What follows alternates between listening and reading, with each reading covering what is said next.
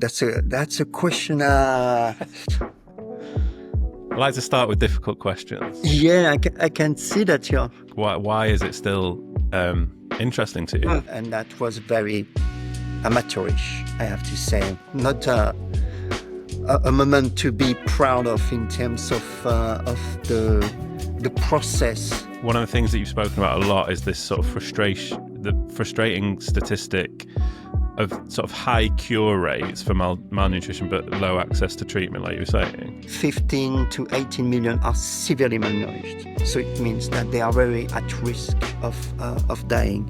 What's happening in Sudan when it comes to hunger and malnutrition? We are unfortunately witnessing more and more hunger as a weapon. You mentioned sort of hunger as a weapon of war. It's been 9 weeks since humanitarian aid has been allowed into Gaza. What are sort of Action Against Hunger UK doing around applying pressure to the UK government to then apply pressure on the Israeli government? The thinking that hunger cannot be addressed, that hunger is here to last, that nothing can be done, it is something that I strongly challenge.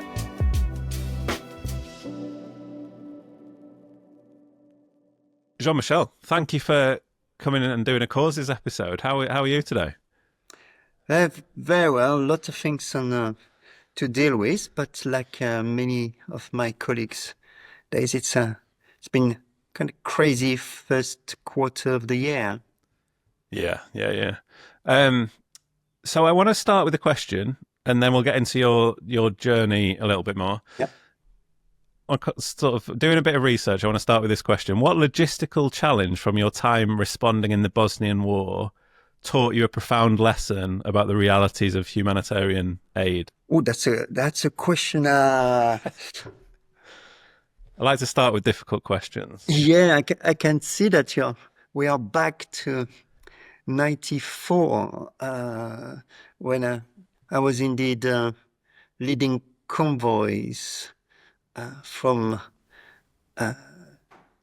Croatia to Bosnia and going through all the checkpoints and the border, and so some of the key challenge or the learning that I had was, first of all, that it was my first experience, and what I've seen is that we were not often transporting what was really needed by the people, and I think that we had no say too much as an organization about the contents.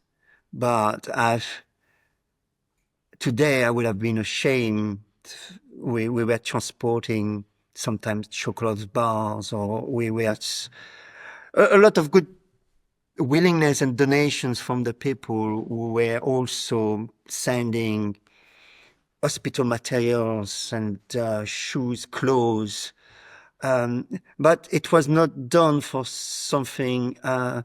It was the art speaking. And then, as humanitarian, we had to sort out what do we do with that. Rather than the inverse, which would be, there is a need assessment. What are the needs? What are the people? What do they need? And then we try to source what is needed. And I think that was for me a first experience. It was completely the opposite. It was about more Western people in France or Spain or UK. They wanted to give, and then we had to manage with the donation. It was the wrong thing, the wrong way around, and that was very amateurish, I have to say. Not a moment to be proud of in terms of the process about how keep dignity of people and how to put people at the center of their own decision and their own needs. Yeah, I mean, we'll get onto it, but I'm pretty sure that will have 180'd now. So yeah, give me a 1 minute intro to you. So yeah, 1 minute, talk me through your where you've come from to get to be the executive director of Action Against Hunger UK. In 1 minute, first of all, I never thought that I will join charity.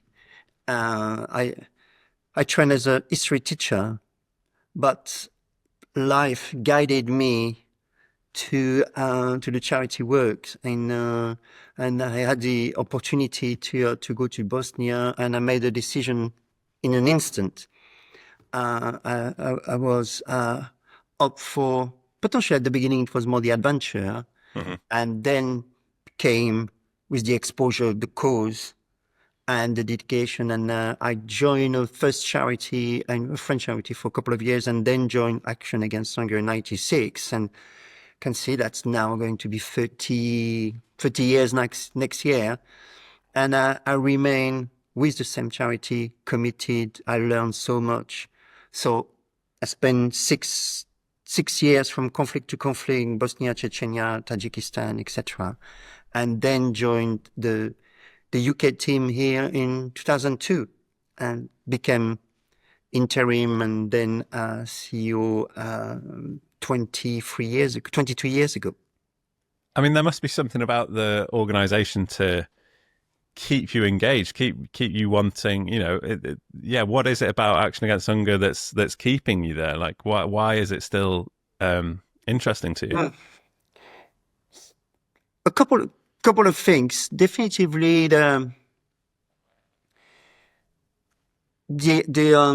difference that the teams and the workers is making, from the treatment to severely malnourished children to all our agricultural work, provision of water. The activities are very tangible, and for me it appealed too much. And then beyond that, I discover a lot of science and technical, and so I think that this first approach to know that we can make a difference, we can assist and we can help. The second is the culture of the organization, which was very, has always been and still today very important for me, from the ethics, the very close, and the values, our charter of principle about the independence and trying to be as neutral as possible, the respect. So a lot of ethics and values and principles are very strong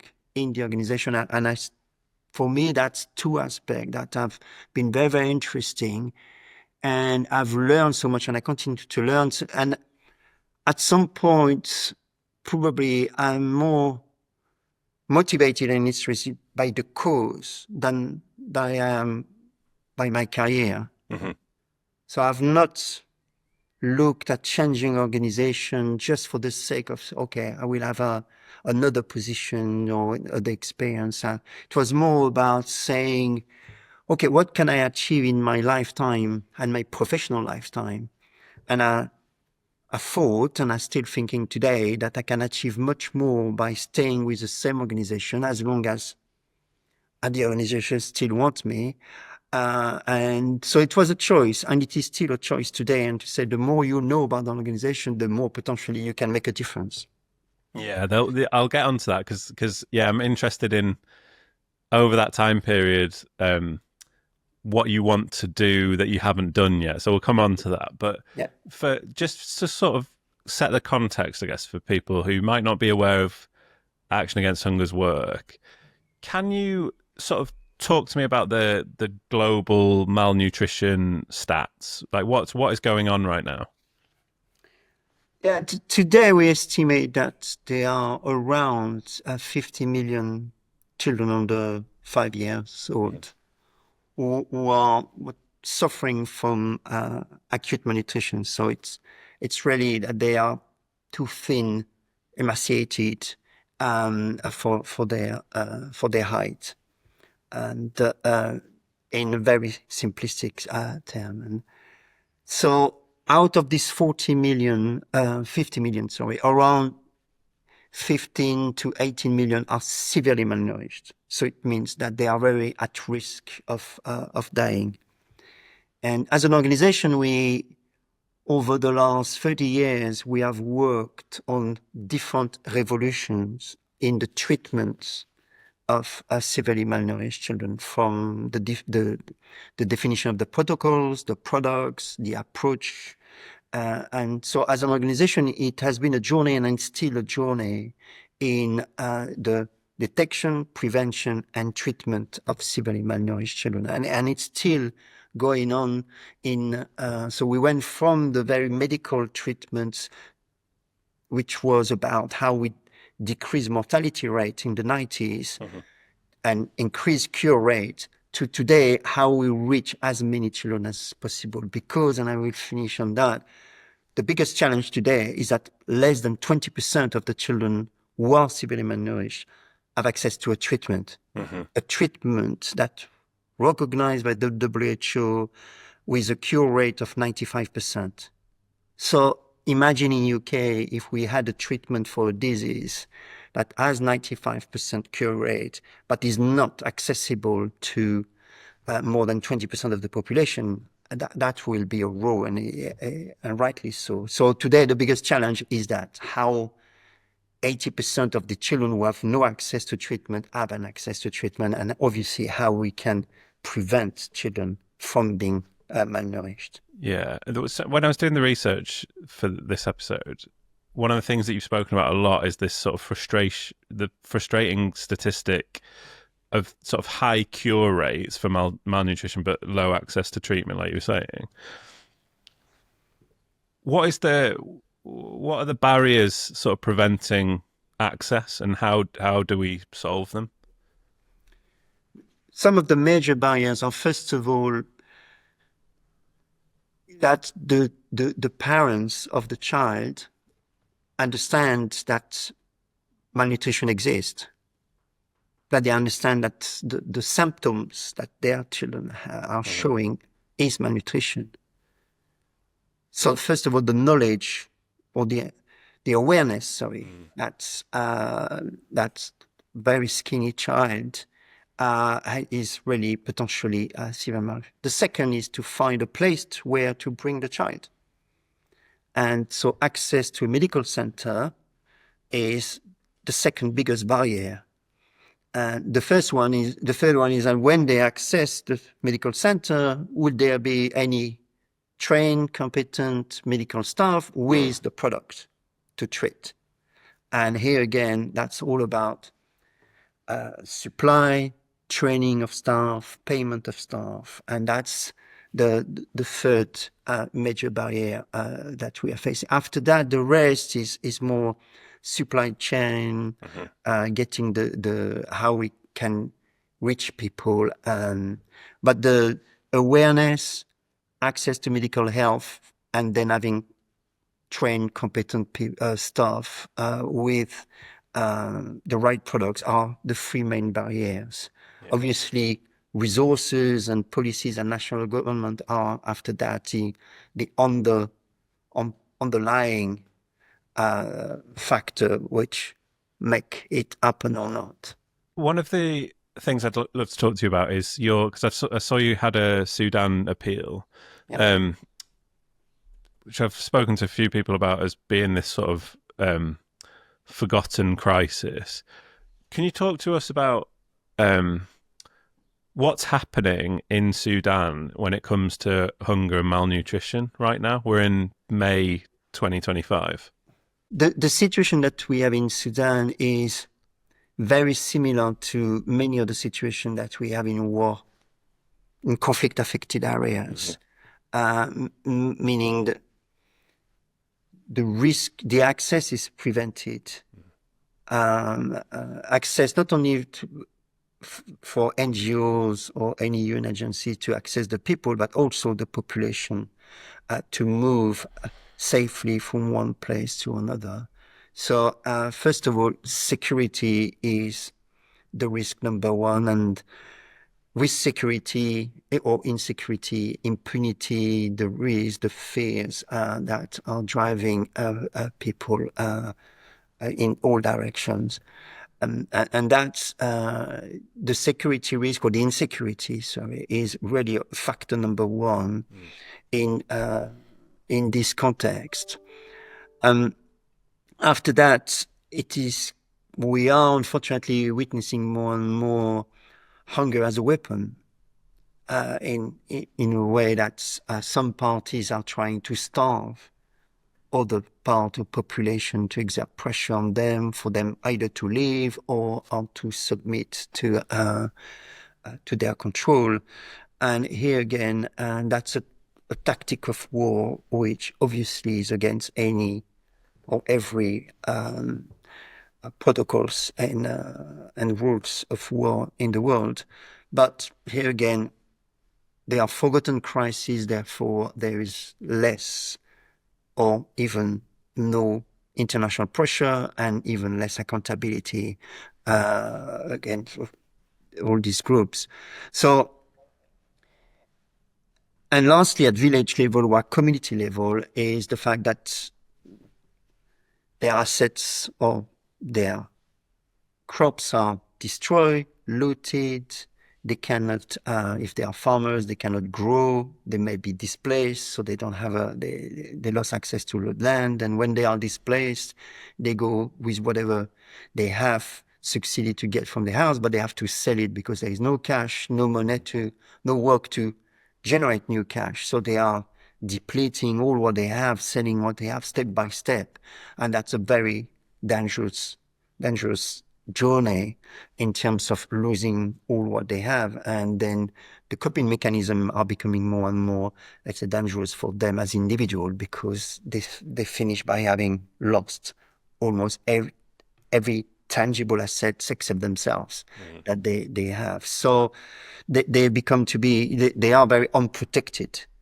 And that's is an additional risk for them as individuals. And so from violence to the depletion of all their assets and their coping mechanism is leading them to have less and less to eat, and having these terrible choices to make between who is going to eat and who is not going to eat, and then step by step reducing the number of meals, reducing the ingredients, and then starting to have a diet which is limited to less and less nutritious food.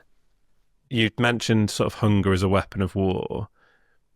It's been 9 weeks since humanitarian aid has been allowed into Gaza. It's what is your, as in blocked, you mean? Yeah, it's been blocked. What is your take on that? And also, what are sort of Action Against Hunger UK doing around applying pressure to the UK government on to then apply pressure on the Israeli government? So, yeah, there's a couple of questions there.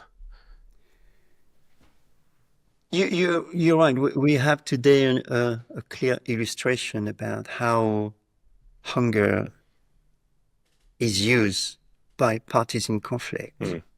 And we had a case in Syria, we have in Yemen, we have had that in Sudan, and we have in Gaza. And first of all, what we are trying to do is to first find route negotiations to try to get food into Gaza, or look at how we can supply the food. That's the first thing. The international pressure, as you know better than me, it has its limitation, at least in that case. And but it is constantly, by documenting, by having the voice of people. It's not about being bipartisan. It's about saying it's not acceptable that today hunger is used as a weapon. And it's a slow, because obviously there are all the consideration from a government perspective in terms of the relationship that they have and how they see the conflict, etc. But clearly, people are uncomfortable being at government or not government. There is a level of there is a threshold at the moment where it's become unacceptable.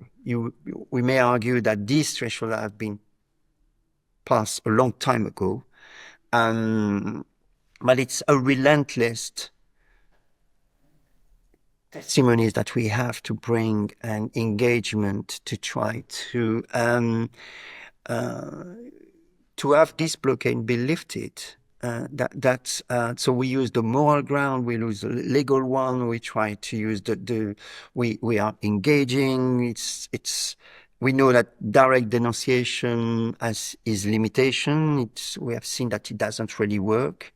So it's really using all soft powers as well as all the years of experience to try to find solutions in this in short-term, longer-term political solutions. So we are activating all the little leverage or avenues that we can have to try. So limited success, obviously, but we never stop, never give up. And I think that that's the most important, is that we should never give up. Shifting gears a little bit, what's a prevalent misconception about hunger that you wish you could dispel? That is hopeless. The thinking that hunger cannot be addressed, that hunger is here to last, that nothing can be done, is something that I strongly challenge. I do not say that it's easy and that is visible, but the moment where we think that there is no solution, that's the end. It means that we are going to have forgotten people, and there's an acceptance of a situation. And I think that we should, and I reject this abdication to the fact that hunger cannot be addressed, because it has. The drivers of hunger are man-made. Mm-hmm. The climate might exacerbate a situation, but it's really the main causes. Today, I don't know many famines which are due to climate, to weather. Crises here and there, but the starvation, the severe malnutrition, the famine are man-made. So it means that we can sort them out. Not easy, but we can. It's in our power as humanity to do that. So I think that this is when I hear even some close friends from the sectors, we are tired to see severely malnourished children on our TV. I say, what do you want? To avail? Do you want us to go? Do you want them to go away? I say, no, they are existing. Yeah, we need to portray them with dignity and respect, but we should not silence the situation. They are here to remind us that we have failed at some point as humanity in preventing these children to be severely malnourished. You talked about we started Action Against Hunger UK in 2002. Yeah, I joined. Yeah, 2002. So what's that? 23 years. Yeah, 23 years. If you could go back to day one, go back to 2002, give yourself one piece of leadership advice based on knowing what you know now, what are you telling yourself?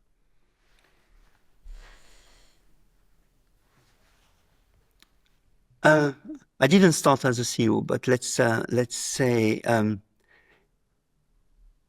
I think what I've learned from that moment to now is do not fear change, embrace them. And that's what we have done since. And unfortunately, because if we had not embraced changes and challenges, we probably would have been bankrupt or would not have survived as an organization. So the agility is the mindset about learning constantly and not fearing changes. Is probably what I will remember from the day one. And I was exposed to that situation, I think, in the first 2 or 3 months of my when I became interim CEO, we faced a very, very tough financial situation, and the board at the time gave me, I would say, what are the options? An option of survival, an option of we close. You have 3 months to find a solution or to come with options. Wow. And the options was, and for those who have run and worked in countries will understand, is that I took the decision to hand over all our country management, all the programs that we were managing from the UK, in Kenya and Kosovo at that time. We had 6 or 7 countries. I had to take the difficult decision to say, okay, we will hand over to our sister organization and we will specialize in the UK. What's a moonshot idea, like a big idea that you have for sort of engaging the public in the fight against hunger that you haven't been able to implement that you think you will be able to do? Like you've had to go through this time to get closer to this big idea. Do you have a big idea that you've just never had chance to do yet? Oh, that's I'm trying to think about several of them, but when you say big idea, in terms of innovation or in terms of just something you've wanted to do to make an impact in the sort of malnutrition space that you've almost needed the time you've had to build towards. The progress we made into the access, for me, it's the profound injustice of having severely malnourished children who do not have access to a treatment with 95 cure rates is unacceptable. And over the last 20 years, I've been lucky to have a group of experts here on nutrition about trying to understand what you were asking about, the obstacle, the challenges of scaling up access to treatment. And that's for me, that's something that your expertise, your experience, the time, the influence, rallying people on to try to make some changes has been fascinating. And we are still only at 20-25% of children having access, but it has changed. We move from the pure medical treatment to now having access. So there have been 4 or 5 revolutions in the nutrition treatment, and we are looking at the next one about, okay, how we are going to accelerate and break this access challenge. So that's something, and the last that will not happen clearly, but I would have loved, and is a reform of the UN Security Council, because most of the conflict today are without peace agreement. I don't remember a peace resolution agreement over the last almost 10 years. 52 countries are in conflict today, involving 99 nations. It's not going to happen in my lifetime, definitively, but what a failure of all this population. I think that the system is not anymore, is not appropriate to bring peace. A couple of questions to sort of to wrap up with. What is good leadership to you, and what kind of leader do you aspire to be? I think for me, good leadership is, first of all, there's no ego. Leadership is not about an ego. It is about as I mentioned, the values that underpin your leadership, and then after that, the changes that you want to bring, the collaboration that you are able to generate. And then it's a mindset in terms of, as I mentioned, embracing changes, not change for change, but knowing when change are needed and not be afraid. Every crisis should be an opportunity rather than being blocking and being there. And it's really about helping and supporting. And CEO is here to help and the team to reach their full potential. And so it's not a mentor, but it's kind of helping, directing others to achieve rather than having or looking for personal glory. So it is a lot of processing of information, of learning, listening, looking at what is happening, looking at new approaches, and how to digest that, process that, exchange, and move forward. So I think that's how I see the leadership today. It's knowing when it's time to take decision and drastic decisions and bring everybody together to find solutions. So a real team spirit, but having somebody who is kind of orchestrating or inspiring this, or finding when is the moment to get the team together to rethink. Yeah. So, final question. We are around these contexts that are, hard and difficult and can be demoralizing when things haven't moved forward for years and years. Give us some hope. What is making you hopeful right now?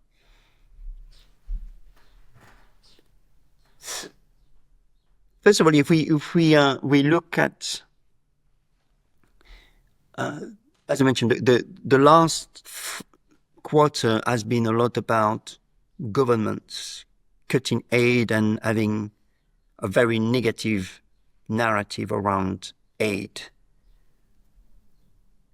The hope for me is that we experience still a lot of support from the public, from the corporate, from the trust and foundation. So it seems to me that despite this very aggressive anti-charity narrative that we can hear, or anti-aid, or the fact that aid is associated with immigration, there is still a large number of a group of people who are not who are resisting. It's not the two speeches are not aligned. Yes, indeed, they may not be active in reacting against the decision of the government to cut. At the same time, themselves, they are still very, very active individually in terms of doing things for charity. There is a real culture about charity, which means that one is looking at politicization of aid, the other one is looking at values and principle and standing and willing to change. And I think we are moving in the charity from a perception of charity as a duty to charity being more activist towards major changes. And I think that's, for me, it's an encouraging move. That there is place for the two, but I see a mobilization, willingness, engagement from the public around causes that I found very, very encouraging, and definitively not aligned with what the politicians, the governments are doing. And unfortunately, I say the governments because I think if you take all Europe and North America, out of all the countries who are providing the major donors, only 2 or 3, the Irish and the Spanish, as far as I remember, have decided to increase aid, whereas all the others are decreasing. And I think it's still at odds with what we feel, what we hear from the population. But this is not something that the public will fight for. It's not a winning election argument, but it's a deep principled values, ethics, and that's give me hope. Jean-Michel, thank you so much for doing this. You're most welcome. Thanks for doing causes.